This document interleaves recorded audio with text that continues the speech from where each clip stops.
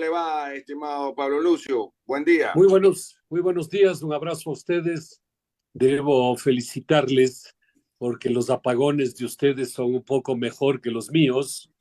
Yo ahorita estoy transmitiendo vía celular porque ya no tengo luz, tampoco tenemos generador, entonces hay que aguantarse. Nosotros tenemos cortes de 7 a 12, luego de 3 a 6 y luego de 9 a 11.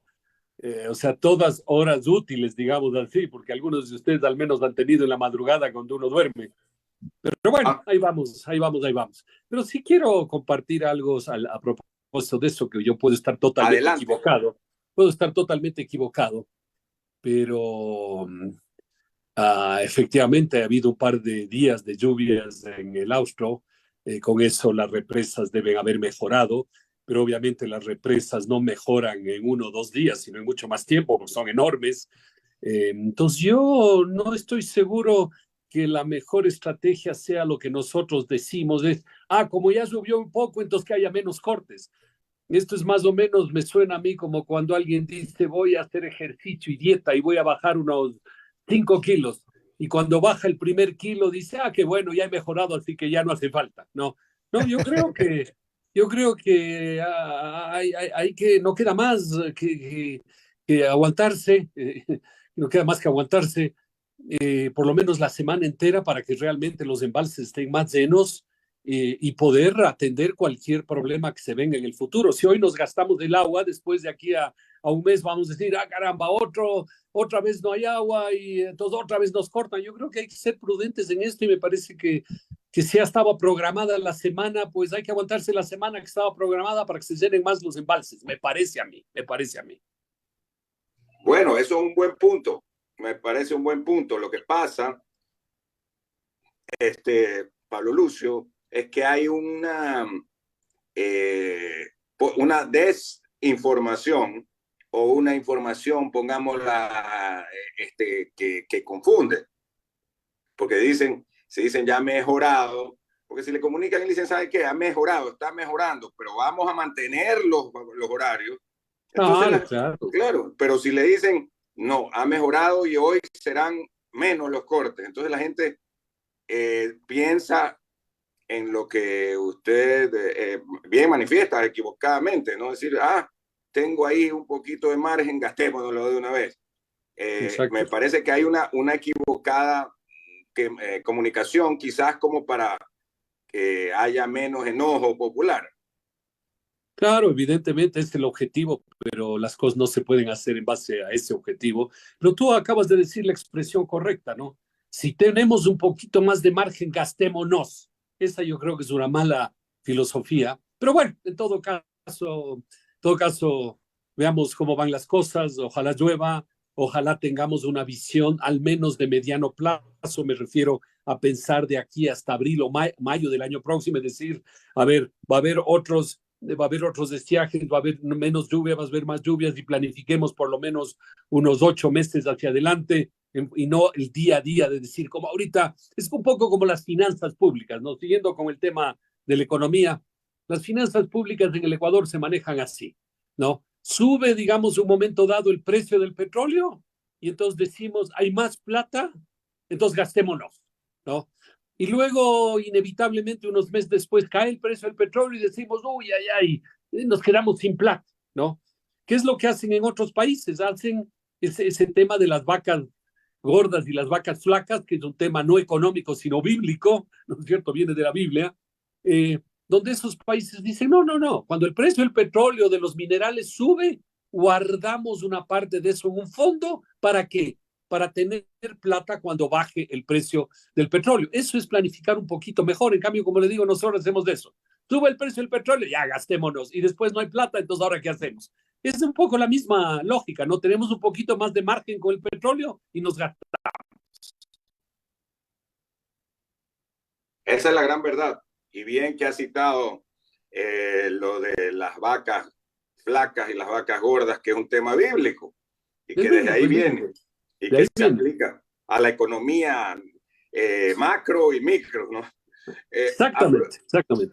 Pablo Lucio, a propósito, aprovecho, tengo desde ayer un mensaje de una alumna suya que fue de la maestría en la ESPOL, la Ah, qué chévere. economista, sí, la economista Marta Rodríguez me dijo ayer, por favor, mándele muchos saludos al economista Pablo Lucio Paredes, un genio de la economía. Así me dijo. No, no, le agradezco mucho a Marta y le mando un gran abrazo. Siempre recordar a los alumnos es una cosa muy emocionante para uno. Y en particular, porque claro, yo estoy más alejado, yo estoy más en Quito, obviamente, pero la época en que yo iba al SPOL, al pregrado del SPOL, digamos, a la carrera de economía, iba también al SPAE, ahí en el Malecón, a las clases de maestría, Claro, claro, a la SPAE. sea el SPY.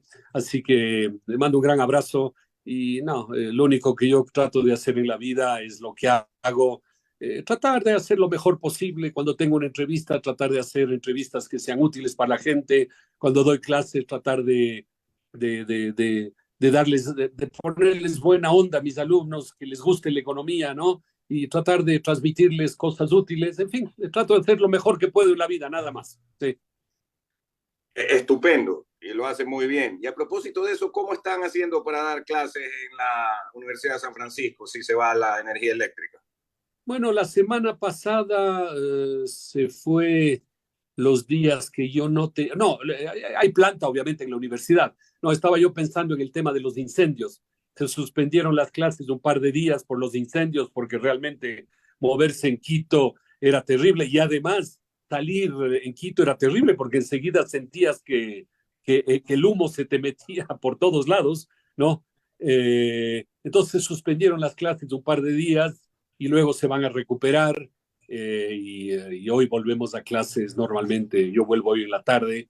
Eh, Obviamente ahora hay la opción en el mundo de las clases virtuales. Todos tuvimos, yo estuve año y medio dando clases virtuales y creo que nuevamente traté de hacerlo lo mejor posible, pero la verdad es que sí hay una gran diferencia entre dar clases presenciales y dar clases virtuales, ¿no?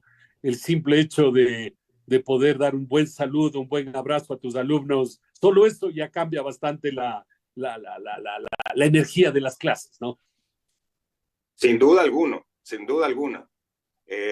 Don Alcides Ezequiel Montilla, cuando son las 8:35, estamos con el economista, con el PhD, Pablo Lucio Paredes, esta mañana aquí en el sistema de emisoras Atalaya. Gracias. Un saludo pues para el economista Pablo Lucio Paredes Fernández. Economista, el presidente Noboa acaba de enviar a la Asamblea un proyecto de ley orgánica para impulsar la iniciativa privada en la transición a energías renovables. Este es un proyecto que ha sido calificado de económico urgente, deberá ser tratado en 30 días y que entre otras cosas, ¿verdad?, da prioridad a proyectos que promuevan el uso de tecnologías limpias y energías alternativas, etcétera, ¿verdad? Usted sabe que en enero se aprobó un proyecto de ley que fue calificado no más apagones, donde se daba prioridad hasta 10 megavatios a la empresa privada para que haga la inversión. En esta oportunidad, esta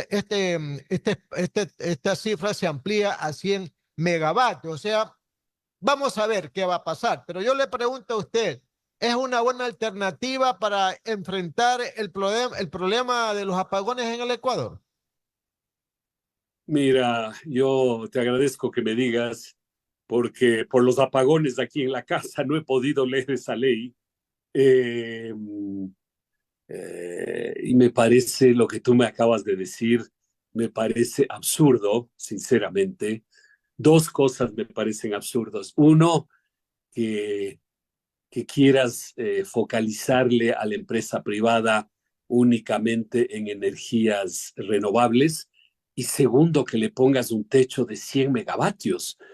O sea, me parece increíble, ¿no? Es como si cuando se hicieron las concesiones de telefonía celular, que si mal no recuerdo fue allá por el año 90, 91, la primera, ya son más de 30 años, ¿no? Eh, es como si te hubieras dicho, verán, ustedes solo pueden traer en telefonía celular tal tipo de aparatitos o tal tipo de conexiones y además no pueden hacer conexiones amplias sino solo conexiones chiquitas por aquí o por allá. No tiene ningún sentido. Hoy lo que necesitamos es que los inversionistas privados puedan participar en cualquier tipo de energía y puedan participar con cualquier amplitud, ¿no? No, los dos cambios que yo no sé, Alcides, si están en la ley o no, los dos cambios fundamentales, o mejor dicho, los tres cambios fundamentales son: uno, dejar de lado el monopolio del Estado, que básicamente, según la ley, es el que tiene el monopolio de la electricidad y solo le deja una pequeña cosita marginal al sector privado. Eso debería cambiar. Se acaba el monopolio estatal. En segundo lugar, los privados deberían poder entrar en cualquier tipo de energía, de cualquier tipo de monto. Yo no sé si lo harán o no, pero deben tener la posibilidad. Y lo tercero fundamental, hay que eliminar eso que se puso en la época de la Revolución Ciudadana en la ley, y es que las tarifas solo permiten recuperar los gastos operativos y no las inversiones de capital. Imagínate qué absurdo es eso. Quiere decir que alguien que se pone un negocio de papas fritas solo puede recuperar sus gastos operativos y variables y no puede recuperar la inversión que hizo, ¿no? En equipos, en lo que sea. Entonces, esas tres cosas hay que cambiar la ley. Monopolio, abrir a cualquier actividad, a los privados a cualquier actividad. Y tres, decir que la tarifa tiene que ser una tarifa que permita recuperar las inversiones, ¿no? Sería razonable. Entonces, de lo que tú me acabas de decir, me parece increíble que 10 meses después, o cuántos, no, claro, 10 meses después de haber mandado una mala ley en el mes de diciembre, enero, ahora manden otra ley que es igual de mala y de restrictiva, a no ser los demás elementos, ¿no? Que yo no he leído, te digo. Pero lo que tú me mencionaste de los 100 megavatios me parece absurdo que 10 meses después del gobierno siga teniendo una mentalidad restrictiva frente al sector privado. Me parece increíble. Economista, pero para liberalizar todas estas restricciones a la empresa privada en las inversiones que se deba de hacer al sector eléctrico, deberíamos primero reformar la Constitución, porque dice que el sector eléctrico es un sector estratégico de la economía del país, etcétera. O sea, hay que reformar la Constitución. Reformando la Constitución, ahí sí se liberaliza la intervención vía inversión de la empresa privada en el sector eléctrico, y ahí sí veremos, no solamente en energías renovables. De repente alguna empresa privada, algún inversionista dice: yo quiero invertir 300 millones de dólares en una central hidroeléctrica en el Ecuador, yo quiero invertir en un parque térmico importante en alguna provincia del país. Vaya, porque no hay ningún problema ni constitucional ni legal, pero eso todavía no existe, pues, Pablo Lucio. Mira, si es que la Constitución lo prohíbe y lo impide, bueno, ahí no podemos hacer nada. Yo no estoy seguro que lo prohíba. Yo creo que siempre hay maneras de hacer las cosas sin violar la Constitución, obviamente, simplemente interpretando lo que dice. Yo entiendo que el sector petrolero también es un sector estratégico, y más aún que el eléctrico, creo yo, digamos, en las palabras, porque yo no creo mucho en eso, los sectores estratégicos, pero digamos, es igual de importante al menos. Y sin embargo, en los últimos 8 o 10 años se han hecho cosas con el sector privado, ¿no? Se les han encargado, se les han concesionado campos que Petroecuador no podía manejar, se les han entregado campos grandes, porque uno diría: no, pero solo se entregaron campos chiquitos. No, no, no. También hay operaciones que se han encargado a empresas internacionales en campos grandes. Es decir, yo pienso que sí se puede. Ahora, si algún abogado me dice: mire, estás equivocado y no se puede, bueno, no se puede. Pero mientras tanto, yo creo que esa debe ser en todo caso la filosofía, que es permitir que el Estado intervenga, que los privados intervengan, que los privados puedan invertir lo que puedan invertir, que puedan recuperar sus inversiones. Como tú dices, mañana harán una central hidroeléctrica más grande o más chiquita, harán un parque térmico más grande o más chiquito, se meterán en una cosa o en otra cosa, pero hay que abrir estas opciones. Si no, mira, si seguimos con esta visión, vamos a tener apagones los próximos 10 años, porque el Estado no tiene ni los recursos, ni la capacidad operativa y logística y eficiencia de hacer las cosas. Ahora, leía el artículo de Walter Spurrier ayer en El Universo, y él habla de que el Estado no tiene dinero para inversiones en el sector eléctrico, que tiene que buscar la empresa privada, el inversionista extranjero. y el inversionista extranjero lo primero que dirá es: ese pliego tarifario del Ecuador no me conviene, tenemos que subir las tarifas. Y Walter Spurrier decía que por temas electorales de repente este gobierno no lo va a hacer, pero el próximo va a tener que subir las tarifas eléctricas. Esa es una manera indirecta de decirle ya al sector, al país: con estas tarifas no vamos a ningún lado, no vienen los inversionistas, tenemos que subir la tarifa preferentemente. ¿Está de acuerdo con eso, Pablo Lucio?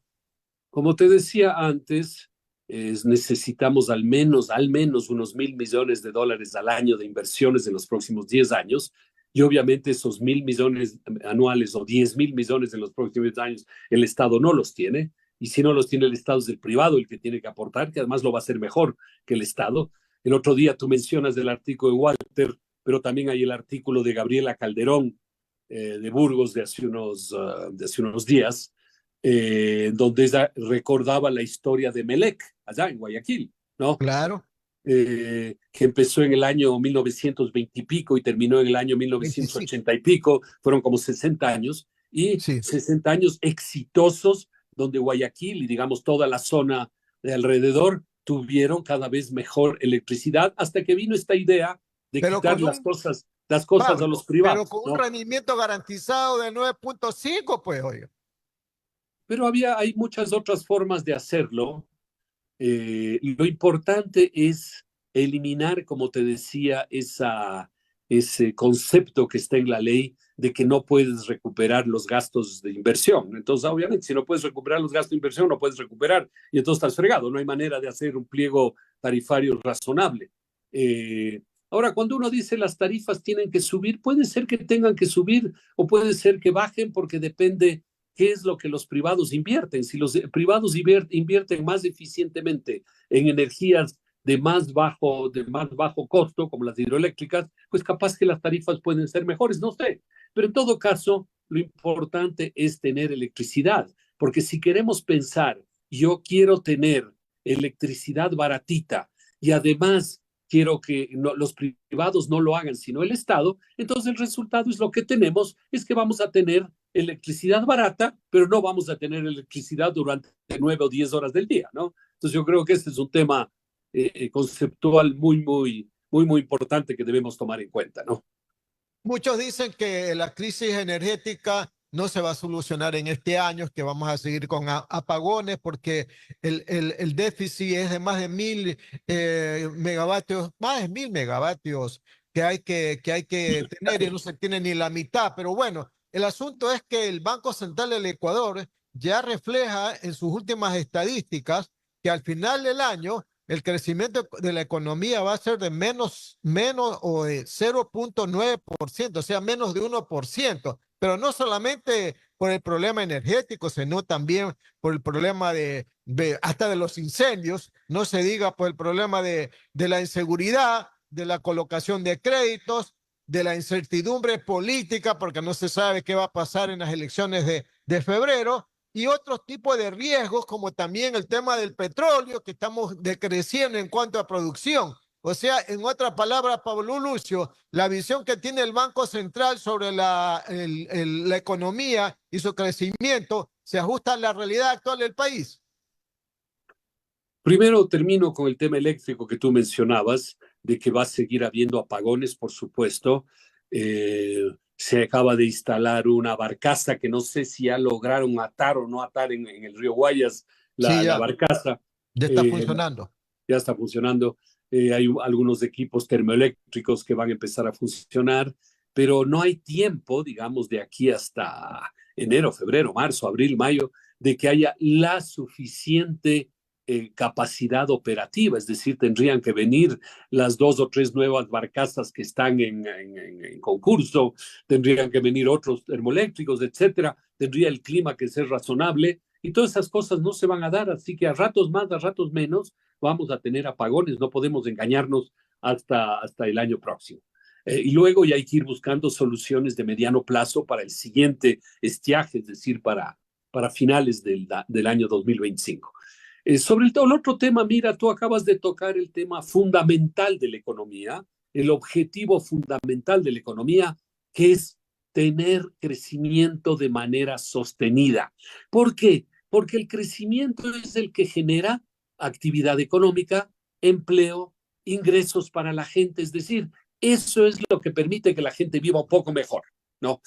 Sin empleo, sin ingresos, tú puedes hablar de cualquier cosa, pero no logras que la gente viva mejor. Entonces, el crecimiento económico debe ser el objetivo fundamental y tiene que ser sostenible, porque obviamente en tu casa, en la mía, de la gente que nos escucha, hacer crecer, digamos, la economía familiar de manera artificial durante 1 año o 2 años siempre es posible, ¿no? Yo me tomo la plata de mis ahorros para la jubilación, me endeudo, voy donde mamita, donde los ñaños, les pido prestado plata, me gasto todo lo que puedo gastarme, raspo la olla por todos lados y tengo 1 año o 2 años magníficos. ¿Qué pasa el tercer año?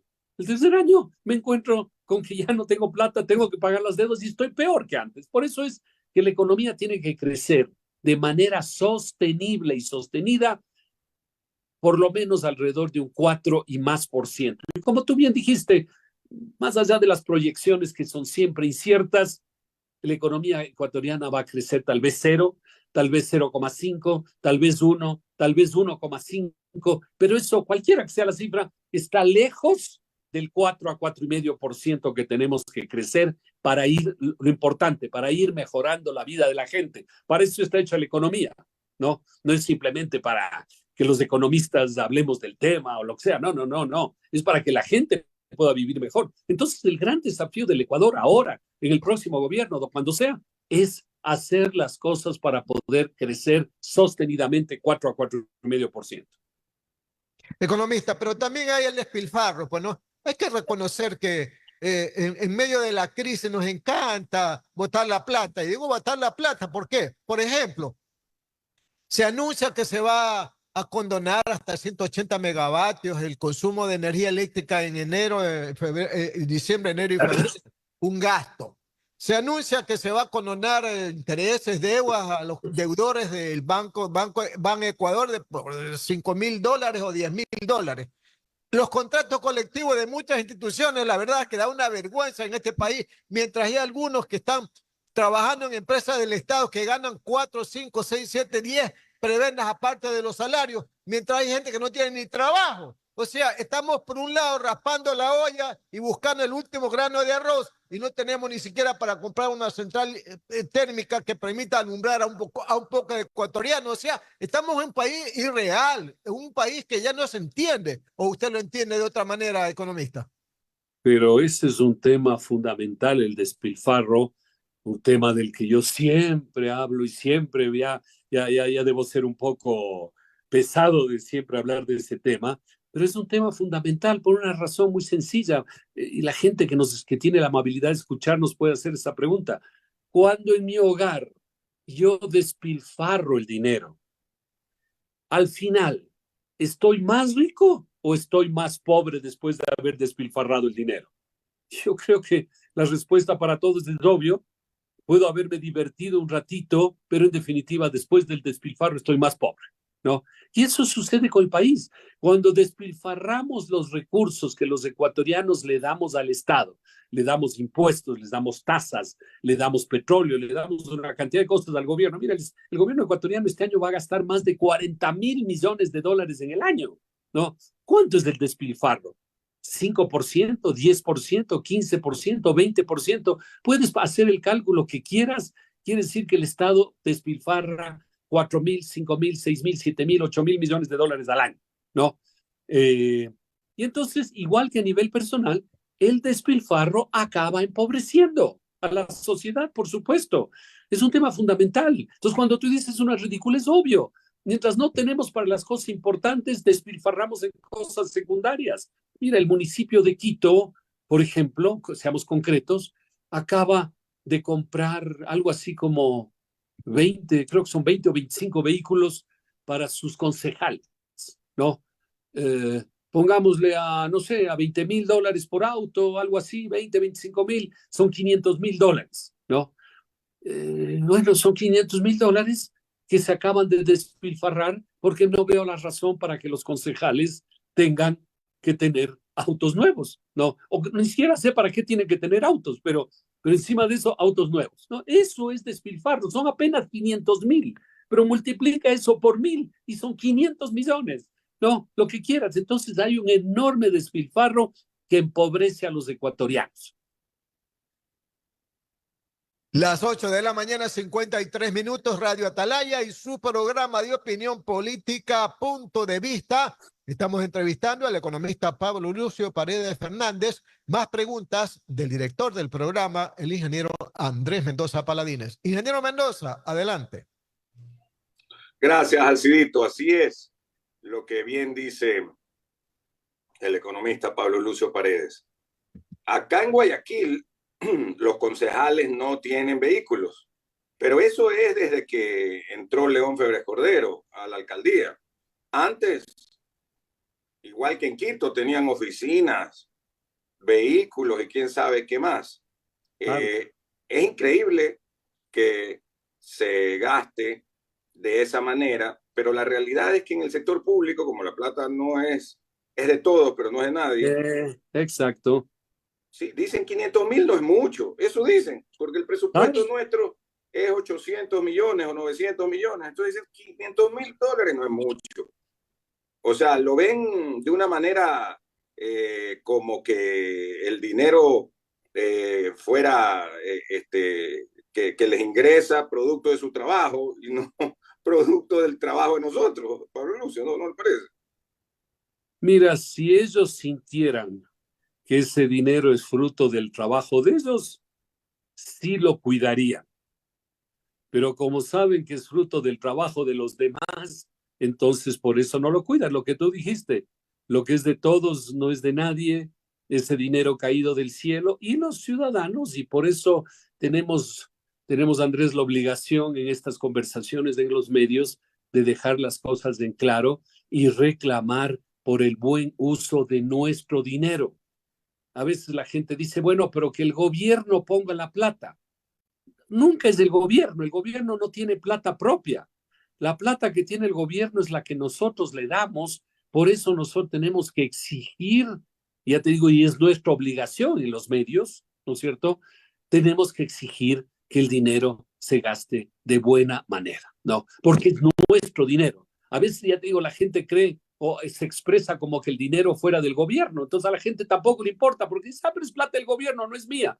No, no, la plata es nuestra, nosotros le damos al gobierno, le damos en impuestos, les damos en tasas, en prediales, en esto, en aquello, incluyendo el petróleo, porque no hay que olvidar, Andrés, que el petróleo es nuestro.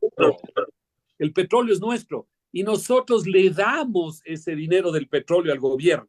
Por eso a mí me parece que siempre he pensado, y lo he dicho muchas veces, que los ciudadanos deberíamos al final de cada año o al final de cada mes, yo qué sé, recibir la parte nuestra de la renta petrolera.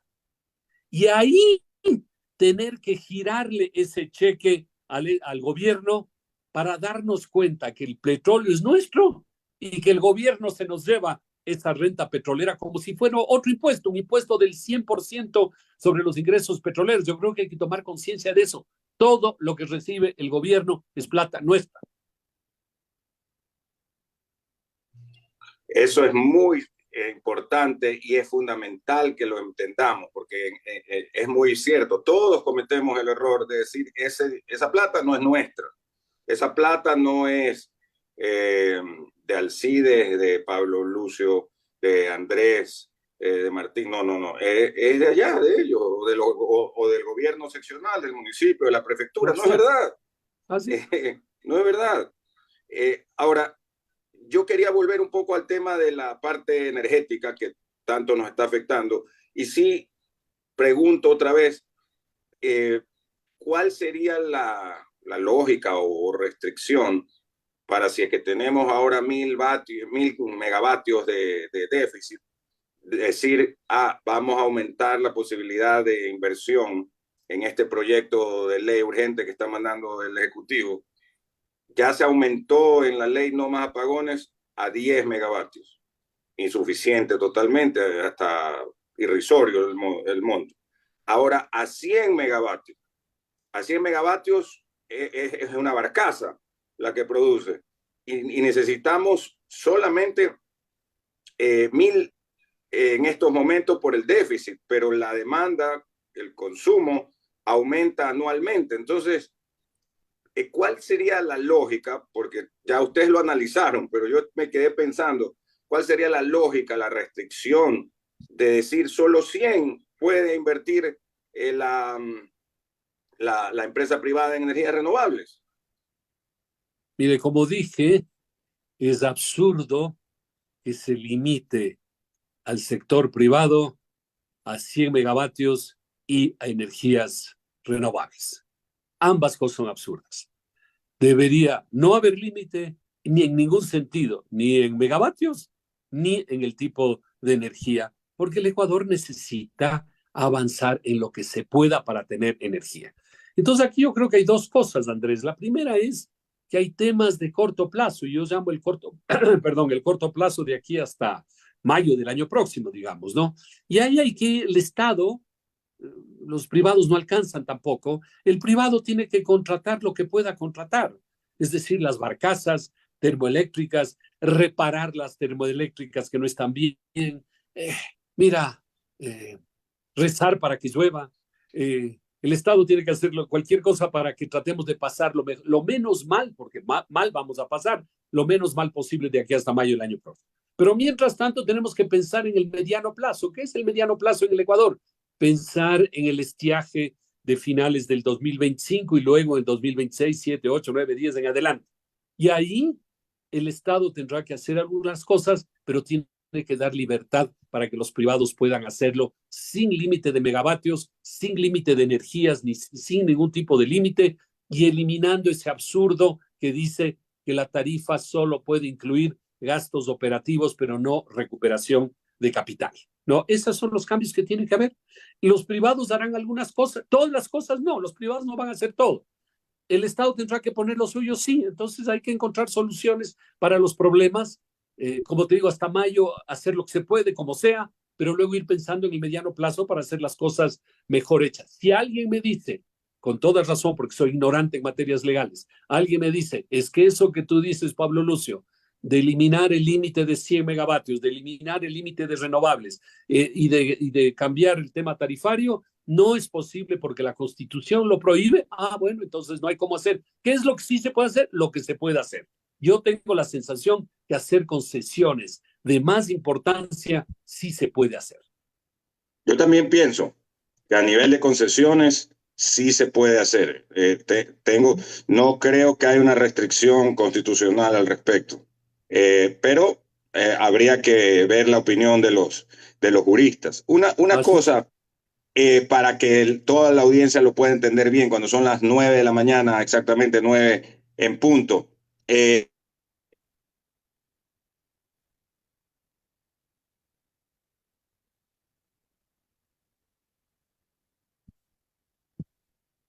Parece que tuvimos algún inconveniente en la comunicación. Sí, ahora sí, yo, ya. Sí, sí, tuvimos por la ida de la luz. Dale, sí, claro. No, lo tarifario que nos estabas explicando, ¿qué significa? A ver, tiene que primero verse el tema de los gastos previamente de capital, o la inversión de capital. A ver, tú cuando haces cualquier actividad, la radio es una actividad en ese sentido, tú tienes que recuperar dos tipos de costos, ¿no? Uno, los costos, llamémosles operativos, variables, el personal, el alquiler del lugar, la electricidad, bueno, que tienes que pagar cuando hay electricidad, etcétera, etcétera, ¿no? Y luego tú tienes que recuperar los gastos de inversión. ¿Qué es el gasto de inversión?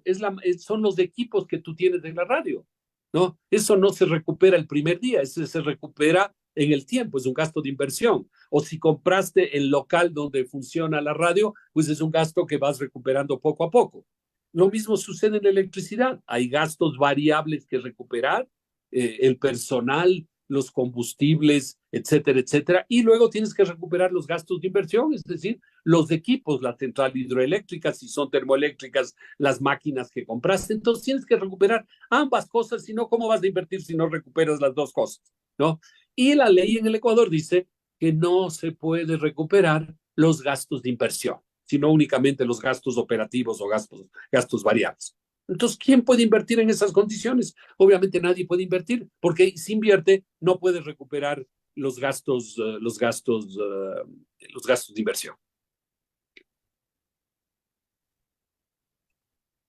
Está claro, ahí ya lo entiendo con claridad.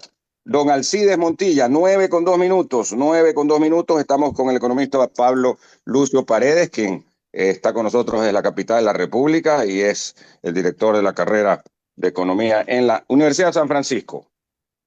Pablo, toquemos el tema del seguro social, una verdadera papa caliente que se sigue calentando lamentablemente en el país. En el gobierno anterior se formó una comisión que tú integraste y que el director fue Augusto de la Torre. Después de algunos meses hicieron una propuesta, fue discutida, fue debatida, pero como en este país un problema pues sepulta otro, ya vinieron otros temas y el país se puso a discutir otros temas. Después, el actual presidente del IES, el doctor Eduardo Peña Hurtado, anunció que iba a formar especies como de grupos donde iban en cada provincia para discutir y analizar el problema del IES, para que hagan propuestas y se forme una ley que vaya a ser discutida por la Asamblea. ¿Qué pasa? Que al parecer a este gobierno ya no le interesa el tema del IES, porque el doctor Hurtado ha dicho, bueno, los problemas de la ley que los trate la próxima Asamblea. O sea, como dicen en el fútbol, pateando la pelota para adelante. Cuidado, este es un problema mayor que ojalá que se resuelva, porque de lo contrario, las consecuencias van a ser peores que las que tenemos ahorita con la inseguridad, los apagones y los incendios forestales. Entonces, estoy viendo, y lo digo como jubilado, con mucha preocupación, el quema-importismo de las autoridades y de los estamentos del Estado en resolver el problema del IES. Pablo Lucio, ¿qué podemos hacer? Usted ha escrito varios artículos muy interesantes en El Universo y quisiera una reflexión sobre lo que estamos comentando. Sí, mira, bueno, primero quiero pedirte que no menciones la palabra fútbol porque estoy bien enojado sobre el tema, así que no me menciones eso, por favor. ¿Lo de Barcelona Sí. o por lo de Emelec, oiga? No, por la liga. Ayer perdimos en Manta con tres bueno.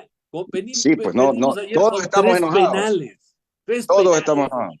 Una locura, una locura. Además son tres penales bien cobrados, bueno, pero tres dudosos, en fin. Pero bueno, es otro tema.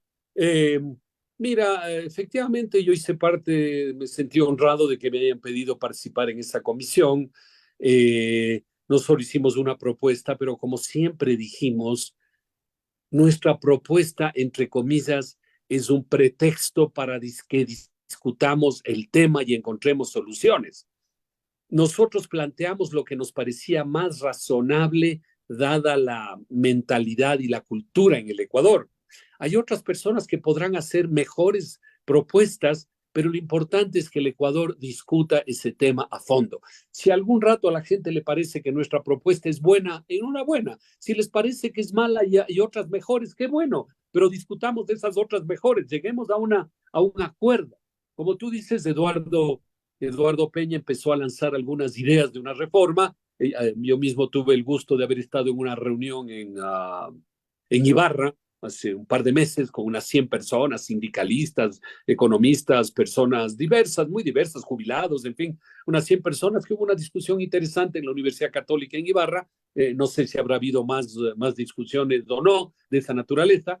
Entiendo, como tú bien dices, que este gobierno ha dejado de lado el tema porque el seguro social pues es una papa caliente muy difícil y el gobierno pues a 5 a 4 meses de las elecciones no quiere meterse con esa papa caliente. Pero el tema es que el Ecuador, más allá de las papas calientes, el Ecuador necesita discutir y resolver alguna modificación importante, una reforma importante. Hablo no en materia de salud, que no conozco, pero sí en materia de jubilación, que es la que, digamos, hemos discutido y yo conozco. Hay que emprender una reforma de fondo. Como te digo, puede haber 10 opciones diferentes, pero hay que encontrar algo serio para enfrentar el problema. Y serio, ojo, serio no es decir que el IES cobre las deudas que tiene y con eso se resuelve. No se resuelve con eso. Hay que hacerlo, pero con eso no se resuelve.